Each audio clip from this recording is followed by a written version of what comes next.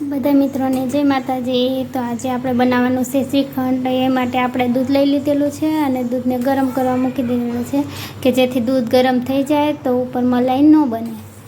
અને આપણું જો દૂધ ગરમ થઈ રહ્યું છે તો તમે બી આપણા વિડીયોમાં એન્ડ સુધી બનાવી।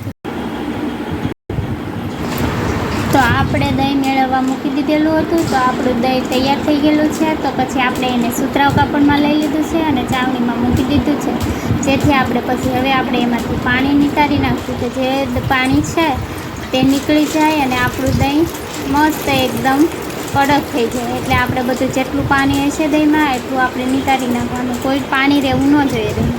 અને પછી આપણે એને ફ્રીજમાં મૂકી દઈશું એટલે ત્યાં સુધીમાં આપણું પાણી બી નીતરી જાય અને ફ્રીજમાં આપણું દહીં સરસ મજાનું બની જાય। અને પછી આપણે એને શ્રીખંડ બનાવવા માટે ઉપયોગમાં લઈશું। તો હવે આપણે આપણું દહીં લઈ લીધું છે અને જુઓ દહીં કેવું મસ્ત બની ગયેલું છે। એમાં આપણે દળેલી સાકર નાખીશું અને પછી એને સારી રીતે મિક્સ કરી લઈશું। જોકે દહીં આપણે જેટલું દહીં લીધું છે એ પ્રમાણમાં જ આપણે સાકર લેવાની। જોકે સાકર બી ચાલે અને દળેલી ખાંડ બી ચાલે। અને પછી આપણે એને સારી રીતે મિક્સ કરી લઈશું કે જેથી આપણે અંદર કોઈ બબલ્સ નહીં રહેવા જોઈએ કે પછી આપણે એમાં ગાંઠ નહીં પડવી જોઈએ, એવી રીતે સારી રીતે। તો આપણે બધું બરફ મસ્ત મિક્સ કરી લીધું છે। પછી આપણે એમાં કાજુ ને બદામ નાખી દઈશું જે છીણેલા છે અને પછી એને આપણે મિક્સ કરી દઈશું। એને વ્યવસ્થિત રીતે મિક્સ કરી અને આપણે એને હલાવી લઈશું એટલે બધા એકદમ મિક્સ થઈ જાય। પછી એમાં આપણે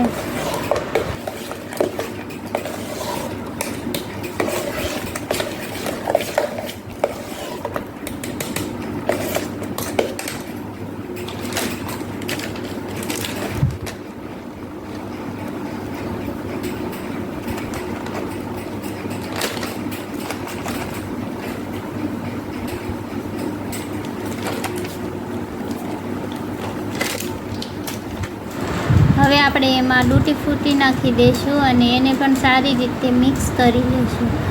એને બી એમ એકદમ બધામાં ભેળવી દઈએ એટલે આપણું આમ કેટલી મસ્ત આમ ડૂટી ફૂટીથી એનો કેવું મસ્ત લાગે છે એમ।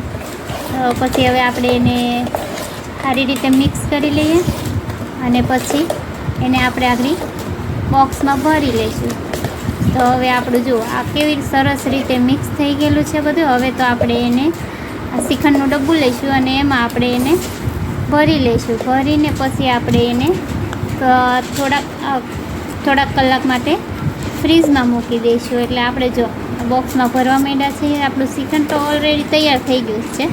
પછી આપણે હવે એને બોક્સમાં ભરીએ છીએ। જો કેવું સરસ લાગે છે શ્રીખંડ।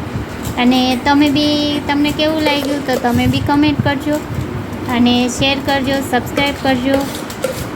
અને જો